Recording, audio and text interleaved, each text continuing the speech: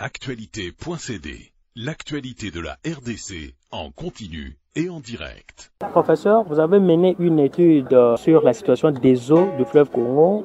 Qu'en est-il de cette étude? Il y a la situation que nous sommes en train de vivre actuellement sur le bassin du Congo, avec un accent sur la RDC en rapport avec les impacts des inondations qui sont dus à cette crise exceptionnelle que nous avons observée depuis le mois de novembre 2023 et qui vient d'entamer sa récession à partir du 11 janvier 2024. C'est que qu'est-ce que nous pouvions faire que nous n'avons pas fait? C'est la grande question. Nous avons observé des impacts, nous avons observé des dégâts, des pertes de vie humaines et consorts. Tous les ports sont inondés, les infrastructures qui sont le long du fleuve, c'est inondé. Vraiment, c'est une perte économique énorme.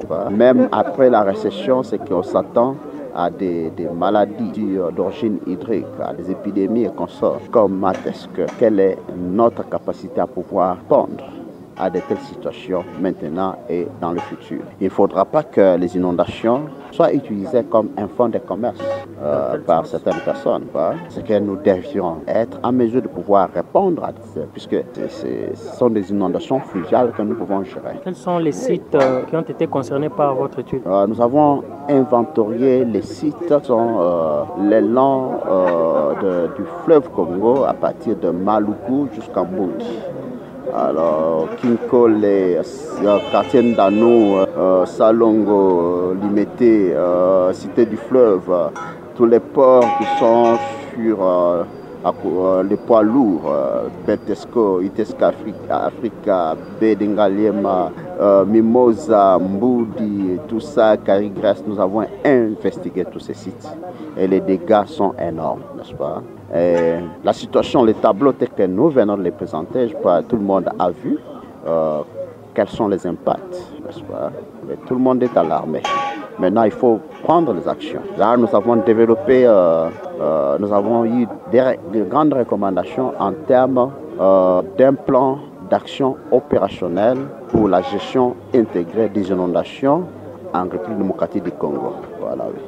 Alors, il est important que ce plan-là soit mis en œuvre. Comment vous pouvez expliquer un peu de mots ce plan?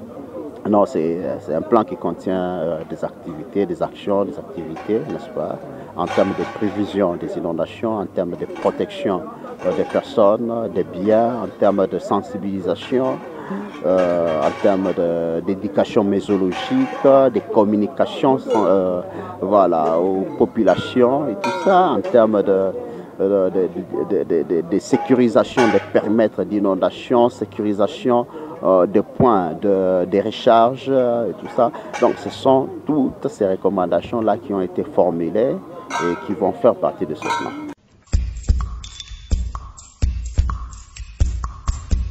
Actualité.cd, l'actualité de la RDC en continu et en direct.